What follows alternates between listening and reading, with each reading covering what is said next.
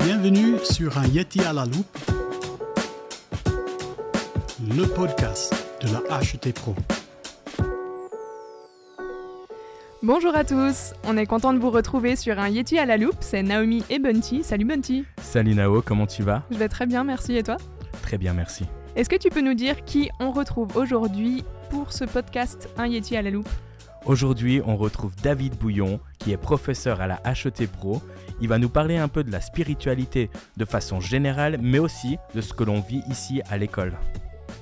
Dans une deuxième partie, on continuera avec Florence et Maxime qui sont étudiants ici à 50% et qui sont aussi pasteurs dans leurs communautés respectives. On se réjouit d'entendre ce qu'ils ont à nous partager. Yes, et maintenant on retrouve David. Bonjour David. Bonjour les explorateurs. Les explorateurs, c'est joli. Les explorateurs de Yeti. C'est ça, hein. Voilà. On fait le lien avec ce qu'on parlait juste avant de commencer ce podcast. Bienvenue sur un Yeti à la loupe et merci d'avoir accepté notre invitation. Avec plaisir. Tu es David Bouillon, professeur en théologie pratique et spiritualité à notre école de la HET. Tu travailles aussi à la bibliothèque avec notre chère Mélodie de Benoît. Exactement, que nous avons reçu dans le Yeti précédent, à l'épisode 4. Tu es aussi pasteur. Pasteur dans quelle église ? Alors actuellement, je suis dans l'église réformée évangélique du canton de Fribourg, sur la paroisse d'Estavayer-le-Lac. Ok. Tu es connu pour tes frites à la HET. Et est-ce que Naomi, tu veux nous parler des frites de Monsieur Bouillon ? Elles sont incroyables. Je pense qu'il y a tout ton savoir-être et faire belge qui entre dans la préparation de ces frites, ou bien ? Ouais, je crois que c'est la seule chose qui m'est jamais manquée quand j'ai quitté la Belgique. Je passais 13 ans en France. Il me manquait quand même toujours un paquet de frites. Alors ici, je peux bien les faire, avec des bonnes pommes de terre, tout ce qu'il faut, le bon matériel, le soutien des étudiants. Et je pense qu'on vit des moments assez sympas. J'ai épluché quelques pommes de terre avec toi et une équipe et on a vraiment rigolé, c'était chouette. Et tu as une passion pour Jonas. Oui. Limite un musée. Tout à fait. On est d'accord, hein, y a une énorme vitrine dans la bibliothèque avec plein d'objets incroyables. Première question, est-ce que tu aurais une petite histoire à nous raconter, rigolote ou incroyable sur ces objets de musée ? Depuis que je suis petit, je suis collectionneur. Alors j'ai commencé comme un certain nombre de collectionneurs par les timbres. Et puis, Trop bien. Et puis un jour, j'aime beaucoup l'histoire de Jonas parce que j'ai un peu fui ma vocation comme lui. Mm-hmm. Mon père était pasteur et puis j'ai toujours juré que je ne serais jamais pasteur. Puis je suis quand même devenu. Alors cette histoire me parle. Et puis c'est vrai que quand j'étais étudiant en théologie, j'avais commencé à avoir 2, 3, 4 livres. Et puis voilà, au fil du temps, ça se rajoute. Et puis avec l'arrivée d'Internet dans ma vie, à la fin des années 90, c'est vrai que le monde s'ouvre d'une manière tout à fait intéressante et on peut trouver toutes sortes de choses. Et puis alors, je suis devenu un grand client du site que je ne peux pas nommer, mais où on peut acheter des objets d'occasion un petit peu partout dans le monde. Alors c'est vrai que j'ai fait venir pas mal d'objets. Puis c'est vrai, il y avait un côté un peu amusant à cette collection. Tellement bien. Mais une des choses peut-être marquantes, c'est que au tout début où je commençais un peu la collection, il y a à peu près 25 ans, j'étais tout jeune pasteur à Bruxelles. Et puis, dans le cadre d'une animation écuménique avec des orthodoxes et des catholiques, on avait, dans une des églises de Bruxelles, on avait reconstitué tout un mur d'icônes, comme ça existe dans les églises orthodoxes. Et puis, la personne avait peint toutes les icônes elle-même. Donc, c'était vraiment vraiment quelque chose qui vivait vraiment profondément comme une démarche spirituelle, puisque la peinture d'icônes, ça se fait dans la prière. Enfin, il y a toute une école pour ça.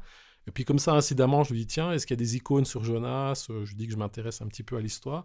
Puis quelques semaines après, il me téléphone, il dit, voilà, je t'ai fait une belle icône sur Jonas. Wow. Je dis, ouais, super, merci. Il me dit, par contre, ça coûte à peu près 1 000 €. Alors je dis, est-ce que je peux payer en plusieurs fois ? Mais c'est vrai que c'est une belle icône avec à la fois il y a 4 cases dans l'icône, 2 avec l'histoire de Jonas et 2 avec Jésus. Et puis c'est une vraie icône, c'est fait vraiment, ça a de la valeur, parce que c'est du bon bois qui a vieilli, il y a de la feuille d'or, et puis il y a tout le temps qu'il a mis pour peindre cette icône. Mais alors c'est vrai que ça, je ne l'ai pas mis dans la bibliothèque, je la garde dans mon bureau, j'aurais trop peur que quelqu'un parte avec sous le bras. Je comprends, mais si on vient à la bibliothèque, tu nous la présenteras. Oui, mais même tu viens dans mon bureau, elle est là, devant moi. Ouais. Ok, alors on ira voir ça. Prochaine visite à la bibliothèque. C'est ça. Alors, tu parlais tout à l'heure de démarche spirituelle, et aujourd'hui, on t'a invité pour parler de spiritualité. C'est toi qui donnes notamment le cours spiritualité individuelle et communautaire. Et on peut dire que c'est un sujet d'actualité, la spiritualité, n'est-ce pas ? Oui, c'est vrai qu'il y a 50 ans, l'idée dominante dans beaucoup de milieux un peu académiques ou même dans le monde de la théologie, on parlait de sécularisation. Mhm. Avec cette idée, on voyait les églises traditionnelles se vider petit à petit, beaucoup de gens ne plus aller à la messe ou au culte le dimanche. Et puis la théorie qui circulait, c'est de dire mais plus on va avancer dans le XXe siècle, moins il y aura de pratiques religieuses. Et puis à partir de la fin des années 60, alors ça a commencé un peu quand les Beatles ont été à Katmandou, puis plein de jeunes prenaient le chemin du Tibet, de la méditation. Il y avait les Krishna qui se promenaient dans toutes les villes d'Europe habillés en orange. Et puis le yoga a commencé à devenir populaire. Et puis on voit en fait qu'il y a un grand engouement pour les pratiques spirituelles dans la société autour de nous. L'an dernier, avec des étudiants, on s'est baladé dans Yverdon pendant 2 heures. Et puis on était à la chasse à la spiritualité dans l'espace public. Et on a trouvé énormément de choses. Donc c'est vrai que c'est quelque chose de très interpellant, même si c'est vrai que beaucoup d'églises traditionnelles sont pas toujours très remplies. Mhm. Quelle définition tu en donnerais? Et d'après toi, quels sont les enjeux d'enseigner la spiritualité chrétienne à notre époque? Alors, je dirais, il faut distinguer la spiritualité de manière un peu globale, telle que beaucoup de nos contemporains la vivent. Mhm. Et je crois que le ressort premier de cette spiritualité, c'est que finalement les gens se sont rendus compte que si le seul objectif de vie, c'est d'avoir une réussite matérielle et professionnelle, au bout de quelques années, une fois qu'on a tout réussi, on se dit je fais quoi de tout ça? Et donc les gens cherchent en fait une dimension de profondeur pour enrichir aussi leur vie personnelle. Et puis aussi, ils se sont rendus compte qu'une approche uniquement rationnelle, ça rend pas tout à fait compte de la complexité de la vie. Donc il y a un intérêt aussi pour le surnaturel. Donc il y a Voilà, ça peut expliquer un petit peu cet attrait pour la spiritualité dans la société contemporaine.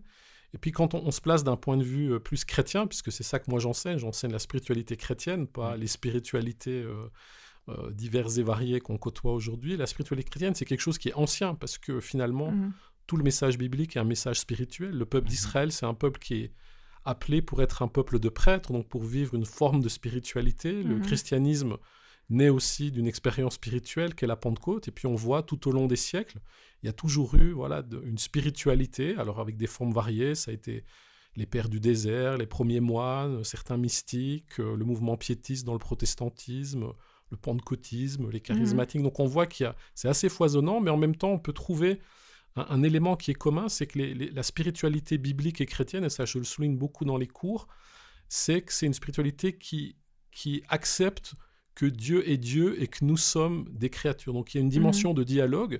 On ne cherche pas à devenir Dieu ou à croire que, un petit peu comme dans Star Wars, que il faut entrer dans la force et puis que la force soit avec nous. Non, il y a toujours une forme malgré tout à la fois de communion et de distance. Et ça, c'est quelque chose de très marquant qui fait qu'on n'est pas du tout dans la même approche que beaucoup de spiritualité orientale. Et puis la deuxième chose, c'est que c'est une spiritualité aussi qui se fonde sur une méditation de la Bible, de la révélation de Dieu, et qui se fait aussi en dialogue avec toute une tradition spirituelle. Voilà, c'est peut-être nouveau pour certains jeunes évangéliques, mais de redécouvrir que il y a des gens qui nous ont précédés, il y a des gens qui ont prié avant nous, des gens qui ont vécu. Et donc c'est intéressant aussi de se plonger dans cette tradition de spiritualité chrétienne. Et puis la dernière chose où j'insiste aussi beaucoup, c'est que la spiritualité, c'est pas une fuite du monde, de s'abstraire pendant quelques heures ou quelques jours, mais que c'est vraiment quelque chose qui nous plonge dans les défis d'aujourd'hui, dans la rencontre des personnes, dans le défi que nous pose aussi toutes sortes de situations, de pauvreté, d'injustice, de violence. Et donc c'est une spiritualité qui est très incarnée.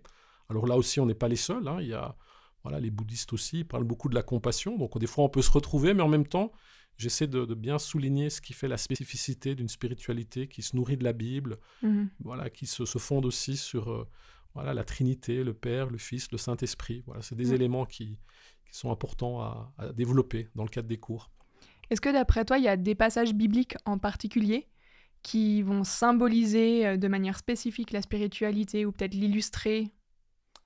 Alors on pourrait prendre le livre des psaumes, parce que c'est un des cours que je donne aussi ici. Et puis pour ceux qui ont suivi le cours, c'est vrai que j'essaie d'inviter les étudiants à entrer aussi dans les psaumes en écrivant ou en composant un psaume. Donc c'est souvent très, très stimulant de voir ce qui ressort un petit peu de ce devoir.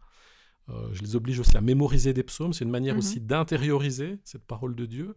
C'était très difficile, mais c'était super. Ouais, mais on a prié pour que tu réussisses. Ouais, Exactement. Et tu as réussi. Amen. Je dirais pour l'instant, moi je viens aussi il y a quelques jours, je devais écrire des petites notes pour la communauté à laquelle j'appartiens. On a une lettre de prière, puis c'était à mon tour de faire un petit peu de rédiger quelques commentaires. Puis on suit la liste de la lecture de la Bible, on est dans l'Apocalypse. Et je trouve l'Apocalypse, c'est vraiment un livre aussi de spiritualité très, très stimulant, parce qu'il y a tout ce culte du ciel, tous ces cantiques, il y en a même qui ont été mis en musique, qu'on chante dans nos églises. Ouais. Et puis en même temps, c'est une spiritualité qui se confronte à un monde de grande violence, de brutalité, de choses qui parfois nous font peur, mais de montrer que justement, c'est pas une fuite de ces réalités, et combien à la fin, plus on avance dans le scénario du livre, plus on voit que finalement, le but de Dieu, c'est qu'on soit tous des adorateurs, qu'on soit tous vraiment dans cette plénitude de la vie spirituelle, puisque dans la Nouvelle Jérusalem, en fait, voilà, on va pas manger des frites, mais on va être dans cette adoration de celui qui est assis sur le trône, de l'agneau, et donc voilà, j'aime bien ce livre pour l'instant. Voilà, c'est ma saison avec l'Apocalypse. Ok, très bien. Mais je suis pas catastrophiste, hein, c'est pas à cause de l'Ukraine ou du réchauffement climatique, moi, même si des fois c'est vrai que ça aide un peu. Oui, on avoue. Oui. En parlant de livres, t'as pas écrit un livre, mais t'as écrit une thèse. Et dans cette thèse, tu mentionnes un moment Otto Dibelius, c'est comme ça qu'on dit. Hein. Oui. C'est un auteur allemand qui dit que le XXe siècle est le siècle de l'Église. Et tu ajoutes qu'il est aussi celui du Saint-Esprit. Pardon. Comment est-ce que tu peux commenter ça ? Alors c'est vrai que quand j'ai rédigé ma thèse, je travaillais sur les archives d'un pasteur réformé qui s'appelle Louis Dallaire. Et qui a fait vraiment tout un cheminement qui est intéressant. C'était que lui, c'était un esprit assez brillant. Il a fait même des études de philosophie à Harvard. On lui promettait une belle carrière de prof de théologie dans les facultés de l'Église réformée. Puis, dans les années 30, il a rencontré les premiers missionnaires pentecôtistes. Lui-même venait de vivre quelques mois avant une expérience assez forte. Il s'était enfermé dans le temple du village où il était pasteur, en Ardèche. Et puis, voilà, il y a eu une visitation de Dieu. Il n'a jamais trop dit ce qui s'était passé, mais il a vraiment réfléchi aussi qu'est-ce qui se joue dans ce siècle qui pour lui était un siècle qui commençait. Voilà, il est né juste avant le début du XXe siècle.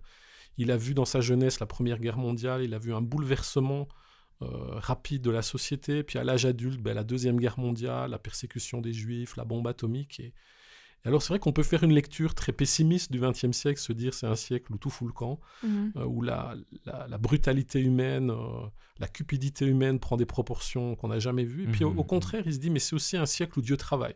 Et les deux choses qu'il soulignait, c'est à la fois, il y a eu toute une maturation de l'Église, il y a eu toute une dynamique de rapprochement des chrétiens au travers des premiers missionnaires qui ont voulu collaborer ensemble. C'était la conférence d'Édimbourg, puis après...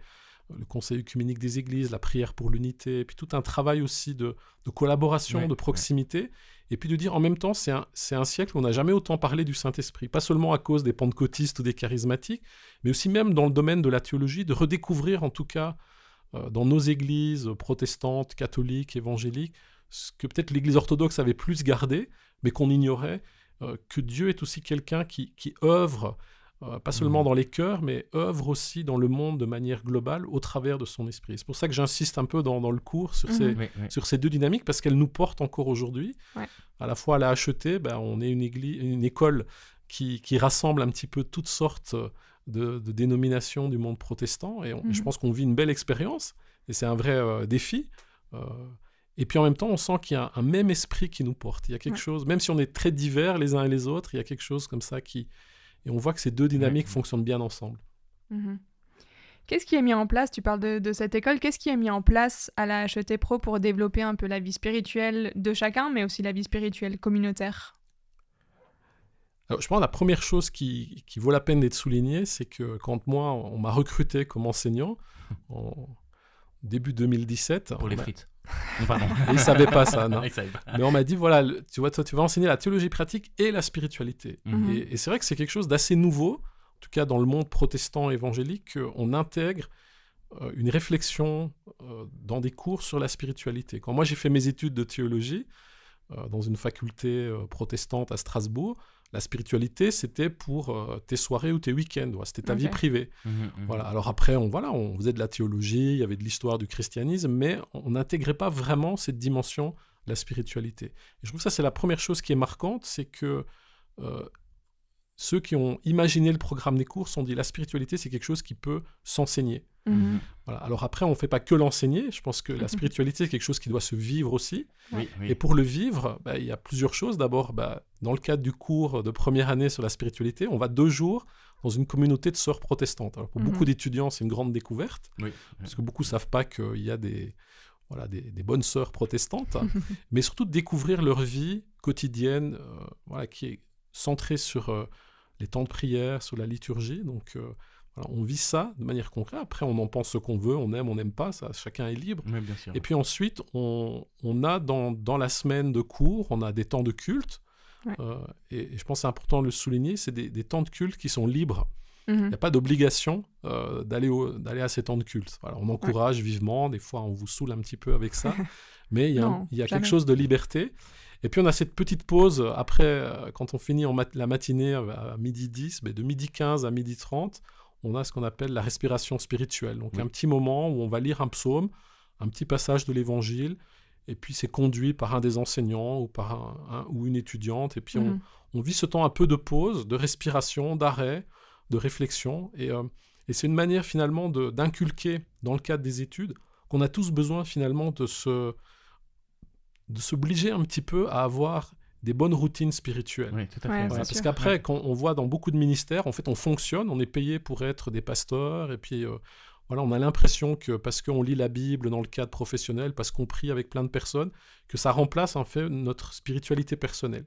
Et on se rend compte que si on nourrit pas un souci de sa propre spiritualité ou le partager avec des frères et sœurs, on finit quand même un peu par s'épuiser. Donc, le but de la spiritualité à la HET, c'est à la fois d'y réfléchir, de le pratiquer et puis d'en être personnellement aussi enrichi. Mhm. Merci David. J'ai une dernière question avant de se quitter, une question qui nous taraude. Sur le site internet de la HET, il y a ta photo qui présente les professeurs, donc il y a ta photo, et il est marqué « D'un pôle à l'autre en longeant l'équateur ». Pourquoi cette devise ? Alors, c'est la conclusion d'un poème que j'ai écrit, je sais pas, quand j'avais 17 ou 18 ans. Ok, waouh. Voilà, j'écrivais des poèmes. C'était ma phase romantique. Sympa. Et puis, c'était un poème un peu tiraillé. Puis, je sais pas d'où m'est venue cette phrase, mais quand je l'ai eue écrite, j'ai trouvé qu'elle elle reflétait bien, en fait, finalement, à la fois mon expérience personnelle et puis ce qui fondait un petit peu ma vie, c'est d'être ouvert à la diversité. Voilà, moi, je viens d'une famille d'un père pasteur, mais j'ai toujours été en contact avec des chrétiens de toutes sortes d'églises, avec des gens pas chrétiens, avec des juifs, avec des musulmans. Donc, je peux aller d'un pôle à l'autre. Voilà, j'ai pas de problème. Très bien. C'est peut-être aussi le fait de grandir dans un petit pays comme la Belgique, où on est obligé finalement toujours de s'ouvrir. On a le voisin français qui est très très dominant.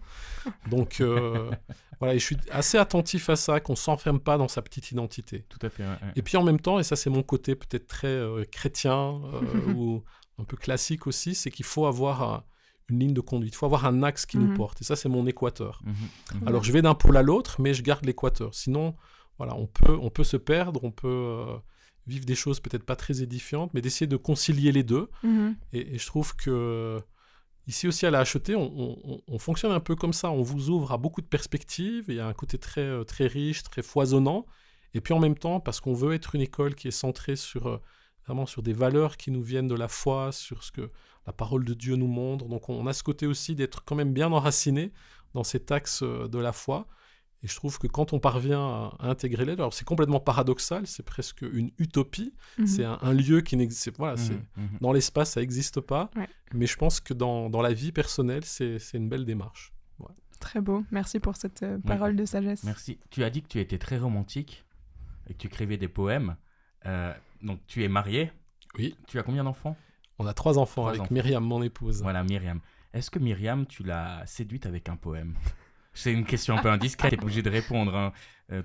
Toute la Suisse t'écoute, peut-être même la France, la Belgique. La francophonie. Alors, ce qui l'a séduite, c'est que je jouais du piano. Debout, peut-être un détail pour vous. Et c'était une des choses auxquelles elle s'était dit, si un jour j'ai un mari, il faut qu'il joue du piano. Waouh. J'étais pas son prince charmant. On a 7 années de différence. Et puis moi, quand je l'ai connue, elle était encore adolescente, donc elle faisait pas partie des jeunes filles sur lesquelles j'avais des vues. Mais enfin, le Seigneur a conduit les choses. Alors, ce qu'elle regrette beaucoup, c'est que je joue pas du piano à la maison. Ah. Voilà. Alors, Pas la le raison temps. est toute simple. Non, c'est que quand on avait des enfants petits, chaque fois que j'essayais de jouer, ils venaient, alors soit de s'asseoir et puis taper sur le clavier. Et donc, petit à petit, ça devenait compliqué. Puis après, quand j'avais du temps, ils étaient au dodo, donc je pouvais pas les déranger. Et puis, de fil en aiguille, on n'a plus trop de possibilités, on finit par arrêter. Mais j'espère m'y remettre. Ok, on te lance bien. un défi, David. Pour ta femme, tu dois faire un morceau avant la fin de l'année. C'est possible? Voilà, alors on lui fera la surprise. Faut pas qu'elle écoute le Qu'elle podcast écoute le alors. podcast. Merci beaucoup, David, Ouais. d'avoir pu répondre à toutes nos questions. C'était un plaisir de t'avoir. Mhm. Merci beaucoup. Merci beaucoup. Et on continue avec Maxime et Florence. qui vont nous rejoindre de suite. À tout à l'heure. À plus tard.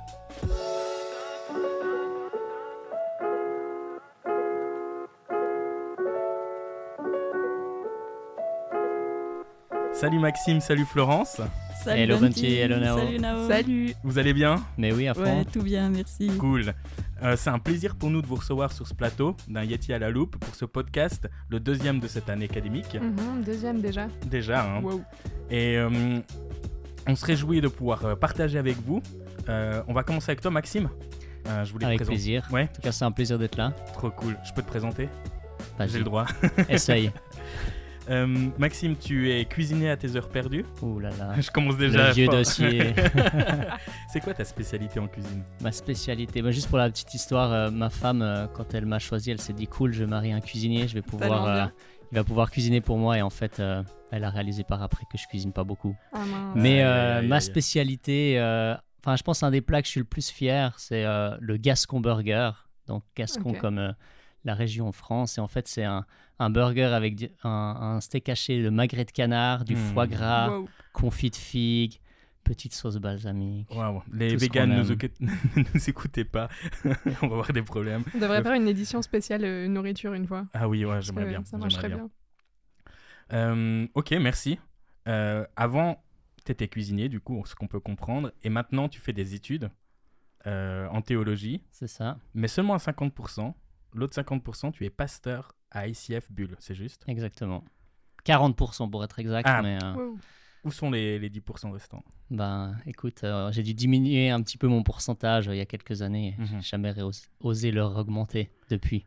Alors, si ICF, les responsables, vous nous écoutez, vous savez ce que vous devez faire. 10%. Non, je C'est rigole. c'est un 40% officiel et un... C'est ça, c'est les pourcentages Officieux. d'église, quoi. Ok. Ouais. On voit ça. Pour les études, tu as choisi le cursus EBT.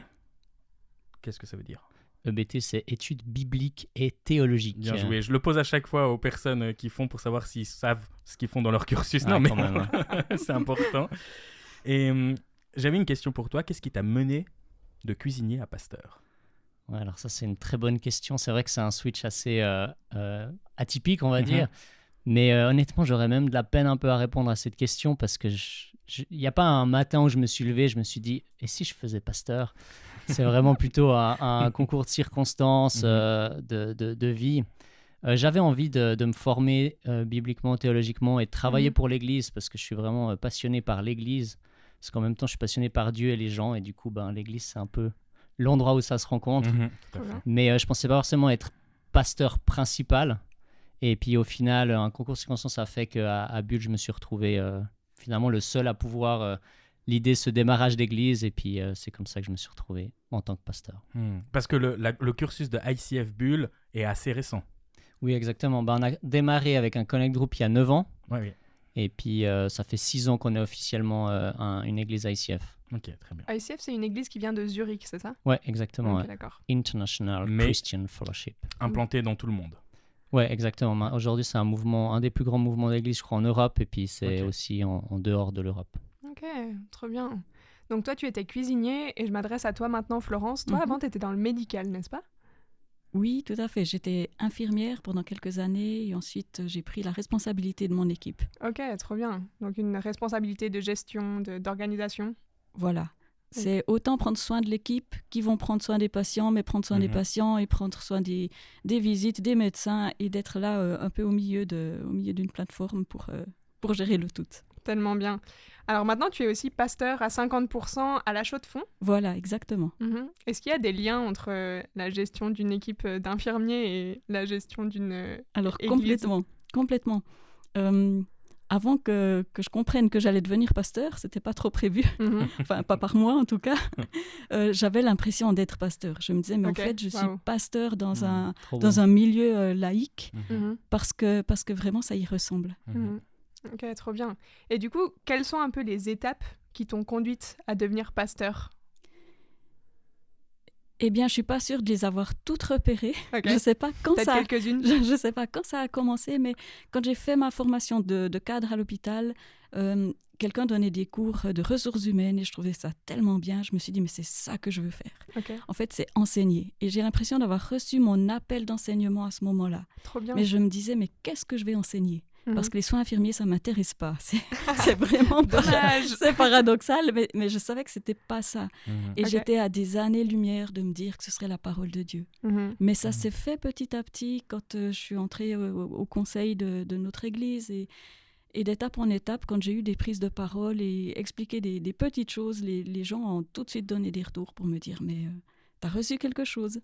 Et voilà, les étapes en fait se sont multipliées de toutes sortes de manières et jusqu'à ce que vraiment le Seigneur me mette au pied du mur. Au pied du mur Et de il a- la et il a- HET. Voilà, en quelque sorte. Parce que maintenant, tu es donc en 3e année de bachelor. Hein. Voilà, mais ça fait la 6e à 50%. Exactement. Voilà. Waouh. Et tu es parmi nous la seule qui a déjà écrit son travail de bachelor. Ouh, mais alors, quelle chance je peux avoir. Tu l'as rendu déjà. Je l'ai Ah, rendu, je je savais l'ai pas. C'est défendu, fini. c'est bon. Félicitations, Merci. félicitations. C'était quel Merci. sujet déjà que tu as traité? Alors, c'est une partie du verset de Galates 2:20 qui dit « Ce n'est plus moi qui vis, c'est Christ qui vit en moi. Incroyable. » Signification, application. Ok, ça devait Trop être un travail éprouvant et nourrissant. C'est vraiment bien résumé. Tout à fait. Bien sûr qu'il faut travailler, c'est vrai, mais le contenu était tellement nourrissant que pour moi, ça change quelque chose de ma lecture biblique et de son application à ma vie. Trop bon. Et tu dirais quels sont les bénéfices de ta formation sur ta vocation et inversement, d'après toi? Donc l'un par rapport à l'autre. Alors, quand je suis entrée à la HET, j'avais l'impression de savoir des choses parce que j'ai baigné dans la parole de Dieu depuis toute petite. Et en fait, dès les premiers cours, je me suis rendu compte que je ne savais rien du tout. Je crois qu'on est tous passés par là. Enfin, moi, j'acquiesce. Clairement. Pareil. Alors oui, au niveau des connaissances, c'est vraiment d'une richesse. J'ai pas les mots pour qualifier la richesse des connaissances qu'on peut emmagasiner ici. Et surtout des outils. Ouais. On ne ressort pas ici en sachant tout, mais on a reçu des outils qui nous permettent ensuite d'évoluer dans le ministère. Tellement cool. Et toi, Maxime, on a parlé juste avant de combien d'années tu avais fait Florence à l'école. T'as combien là? Moi, je suis à ma 4e année, Waouh. 4e. ouais, à mi-temps, À mi-temps. Du coup, il te reste encore 3 ans. Waouh. Ça va? Là, je suis dans ma 4e. Ouais, t'es dans je ta suis pile, 4e, oui, pile oui. au milieu, ouais. Ouais. Ouais, écoute, ça va, franchement. Ça faisait un peu bizarre parce qu'il y a des personnes qui ont terminé leur cursus avec qui j'ai commencé en même temps. Mais honnêtement, non, je vois vraiment pas le temps long. J'ai toujours du plaisir, je me réjouis toujours de recommencer les semestres. Je pense que je vois la différence que ça fait dans mon quotidien. Et du coup, j'ai vraiment du plaisir à venir à l'école et à apprendre. Ouais. Et pourquoi cette formule à 50%? Ouais, alors je fais à 50% parce qu'il y a la réalité du pastorat à côté, avec l'église ICF Bulle. Mais en même temps, j'apprécie énormément ce rythme parce que j'ai vraiment une partie pratique, une partie Bien sûr, théorique. ouais. Je peux directement mettre en place ce que j'apprends, éprouver et puis poser des bonnes questions. Ça, c'est aussi un truc que j'aime trop. J'ai une question qu'on me pose dans le quotidien. Bah, je vais vers le prof que je sais qui est spécialisé dans la question et puis je lui l'amène. Et c'est tellement riche. Et lequel des cours en particulier t'a fait changer ta manière de faire? T'as fait à nouveau réfléchir sur un sujet théologique spécifique? Alors, c'est dur de dire un cours parce qu'il y en a vraiment tellement qui ont un impact Je vois Flo aussi sur des domaines. qui fait les gros yeux, genre, question impossible. Ouais, franchement, Pourvu un qu'il ne me cours. la pose pas. Donc, on va dire, je vais choisir un cours. Oui, tu vois. choisis un cours. Je pense un des cours qui m'a pas mal impacté, c'est les cours d'éthique avec Michael Gonin. Oui. C'est vrai que j'ai beaucoup apprécié ces cours. Sur le moment, c'était des fois un peu dur et puis challengeant, ces cours-là. Mais en même temps, je suis toujours ressorti avec vraiment des pépites. Et ça me permet que quand il y a des situations qui se présentent dans l'église, des enjeux éthiques ou quoi que ce soit, je sais aujourd'hui comment les aborder. Ouais. Alors qu'à l'époque, je me sentais complètement perdu et ne pas savoir où me tourner et que faire. Et là, en fait, on a aussi dû faire des travaux où on travaillait Oui, sur bien des sûr. sujets concrets. Et ça m'est arrivé une fois de vraiment mettre en place ça, de faire un peu un petit travail de mon côté pour un peu trouver des solutions face à une situation. Ouais. Quand tu dis de faire un petit travail, c'est un travail de recherche pour pouvoir prendre le plus d'éléments possible exactement, et ouais. pouvoir répondre à la personne sur le sujet précis. Ouais, absolument. Ouais. Ouais. À quel point c'est compliqué de faire la part des choses entre votre rôle d'étudiant et votre rôle de pasteur?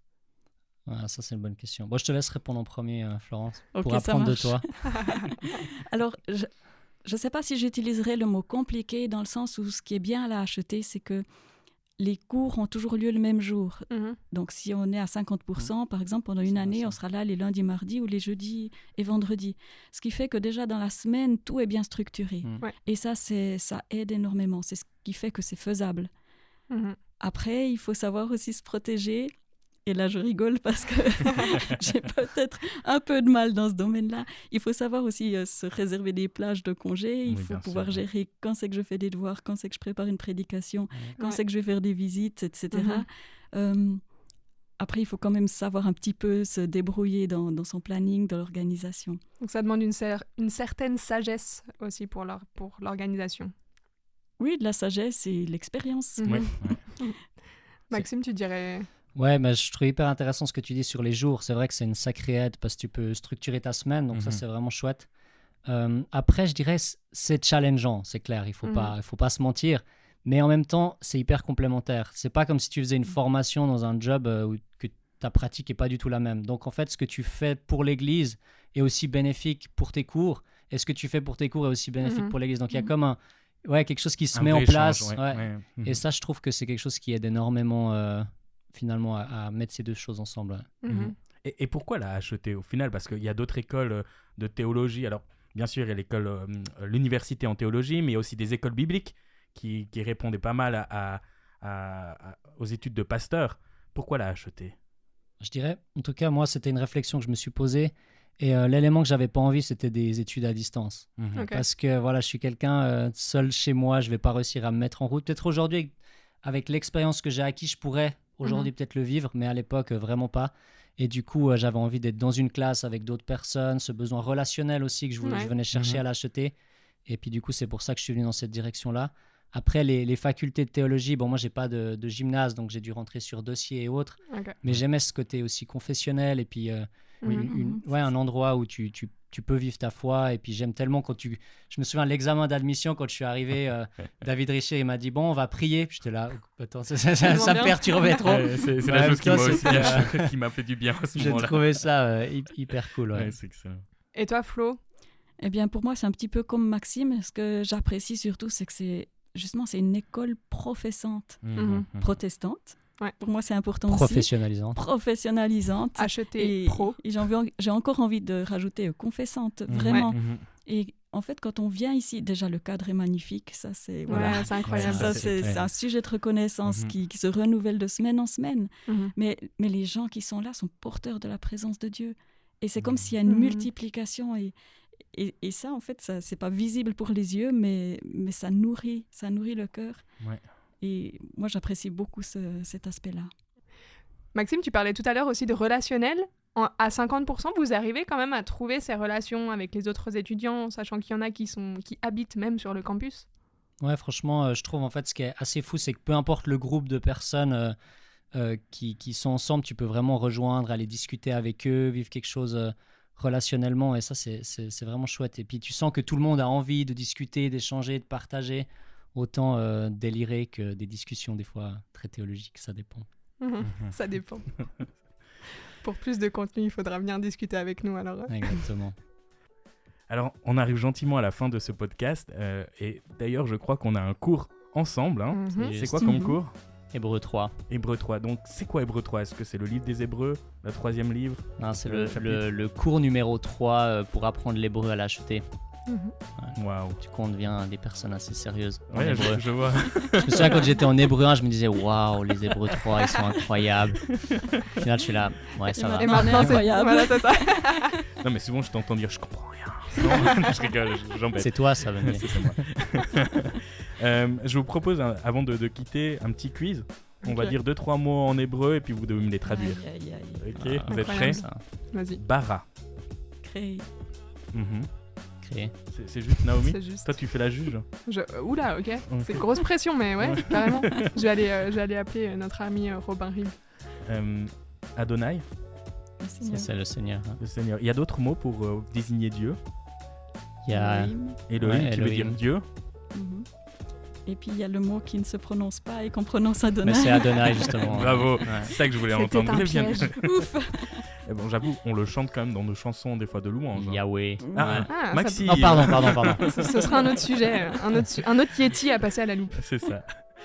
Je crois que c'est bon. On Ah, est ok. ok, vous pouvez aller en cours, vous pouvez continuer, vous êtes fait pour ça. Merci beaucoup en tout cas Oui, d'avoir merci. passé Mais ce avec moment plaisir, avec merci nous. à Oui, vous. merci beaucoup. C'était un plaisir. Merci pour votre partage aussi, votre honnêteté. Bah, Et merci puis- à vous. Avec plaisir. Avec plaisir.